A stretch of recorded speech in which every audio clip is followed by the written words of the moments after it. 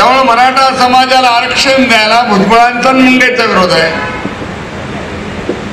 असं भासून लोकांची दिशाभूल केली की विद्यमान ओबीसीला जे आरक्षण आहे, आमचं आरक्षण शिक्षणाला विरोध नाही आहे.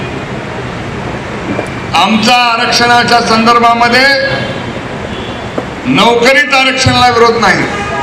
आमचा विरोध फक्त राजकीय आरक्षणाचा होता. यामध्ये घ्यायलाही काही नाही. आरक्षणाचा विरोध राजकीय आरक्षणाला होता की महायुती आल्यानंतर मराठा समाजाला आम्ही आरक्षण दिल्याशिवाय राहणार नाही. आज रिझर्वेशनची चर्चा मुंडे साहेब आपण केली. पुण्या समाजाला द्यावं देऊ नये याबद्दल आपला विरोध नाही आहे.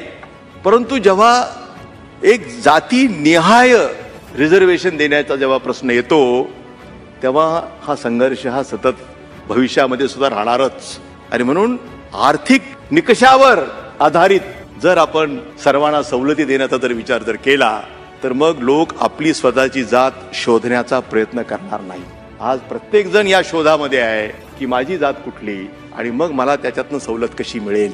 आणि हा जो संघर्ष जो निर्माण जो होतोय तो जर टाळायचा असेल तर मला असं वाटतं की आर्थिक निकषावरच भविष्यामध्ये हा विचार केवळ एका राजकीय पक्षाला करून चालणार नाही. त्याच्यासाठी काही राष्ट्रीय जी पक्ष आहेत त्यांच्यामध्ये एक मतैक्य आपल्याला जर निर्माण करता आले, कॉन्शन्सस जर आम्हाला निर्माण करता आला तर भविष्यामधले संघर्ष हे आम्हाला निश्चितपणानं टाळता येतील.